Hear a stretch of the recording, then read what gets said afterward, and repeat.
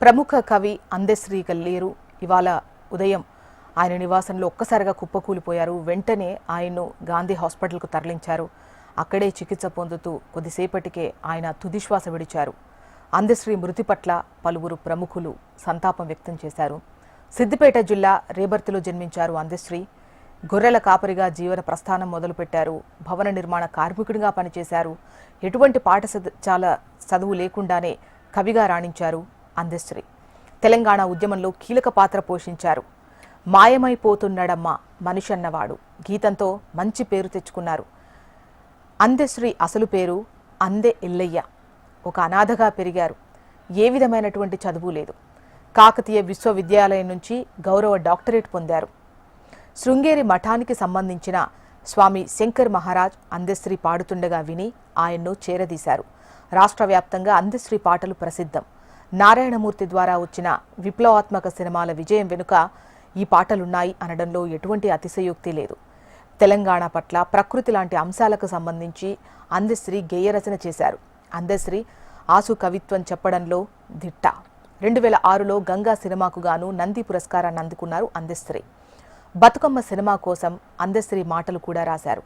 అందెశ్రీ తెలంగాణ ఉద్యమంలో కీలక పాత్ర పోషించినందుకు గాను 2025 జూన్ 2న తెలంగాణ రాష్ట్ర ఆవిర్భావ దినోత్సవం సందర్భంగా ముఖ్యమంత్రి రేవంత్ రెడ్డి చేతుల మీదుగా ₹1 కోటి నగదు పురస్కారాన్ని అందుకున్నారు. ప్రముఖ కవి అందెశ్రీ ఇక లేరు. ఆయన ఇవాళ ఉదయం ఆయన నివాసంలో ఒక్కసారిగా కుప్పకూలిపోయారు. దీంతో ఆయన్ను గాంధీ హాస్పిటల్కు తరలించారు. అక్కడే చికిత్స పొందుతూ ఆయన తుదిశ్వాస విడిచారు. అందెశ్రీ మృతి పట్ల పలువురు ప్రముఖులు సంతాపం తెలిపారు.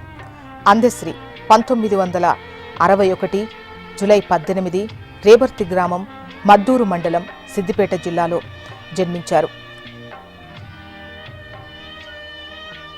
ప్రజాకవి, ప్రకృతి కవిగా సుప్రసిద్ధుడైన డాక్టర్ అందెశ్రీ గతంలో ఇది వరంగల్ జిల్లా జనగామ వద్ద ఉన్నటువంటి రేబర్తి మద్దూరు మండలానికి సంబంధించి ఆ గ్రామంలో అందెశ్రీ జన్మించారు. ఆయన అసలు పేరు అందే ఎల్లయ్య. ఈయన ఒక అనాథగా పెరిగారు. ఏ విధమైనటువంటి చదువు లేదు. ఈయన గొడ్ల కాపరిగా పనిచేశారు. శృంగేరి మఠానికి సంబంధించిన స్వామి శంకర్ మహారాజ్ ఆయన్ను పాడుతుండగా విని చేరతీశారు. రాష్ట్ర వ్యాప్తంగా ఈయన పాటలు ప్రసిద్ధం. నారాయణమూర్తి ద్వారా వచ్చినటువంటి విప్లవాత్మక సినిమాల విజయం వెనుక ఈయన పాటలున్నాయి అనడంలో ఎటువంటి అతిశయోక్తి లేదు. తెలంగాణ, ప్రకృతి లాంటి అంశాలపై అందెశ్రీ గేయ రచన చేశారు. ఆయన ఆసు కవిత్వం చెప్పడంలో దిట్ట. 2006లో గంగా సినిమాకు గాను ఆయన నంది పురస్కారం అందుకున్నారు. బతుకమ్మ సినిమా కోసం ఈయన మాటలు కూడా రాశారు.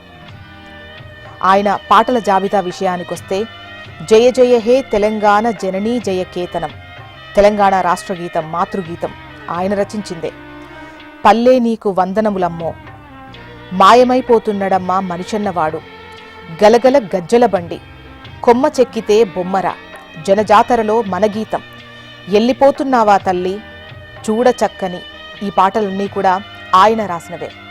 ఆయన రాసినటువంటి పాటలను ఒకసారి ఆలోచిస్తే ఆయన రాసినవన్నీ ప్రకృతికి సంబంధించి, అదేవిధంగా మానవత్వాన్ని పరిడవిల్లవజేసేటువంటి కవితలు, రచనలే ఆయన రచనల్లో మనకు కనిపిస్తాయి. మాయమైపోతున్నడమ్మా మనిషన్నవాడు, మానవత్వ విలువలు మంటగలిసిపోతున్న వేళ మనిషి అనేవాడు ఎక్కడున్నాడు, మనిషిలో మానవత్వం ఎక్కడుంది అని ప్రశ్నించేదే ఈ పాట. ఈ పాట ఆయనకు ఎంతో పేరు తెచ్చిపెట్టింది. బతుకమ్మ సినిమాకు గాను ఆయన మాటలు కూడా రాశారు. ఇక జయ జయ హే తెలంగాణ జననీ జయ కేతనం తెలంగాణ రాష్ట్ర గీతాన్ని అందెశ్రీ గారు రచించారు. ఉద్యమ సమయంలో ఈ గేయం ఎంత పెద్ద ఎత్తున ఉద్యమాన్ని ఉసిగెలిపేలా చేసిందో ప్రత్యేకించి చెప్పాల్సినటువంటి అవసరం లేదు.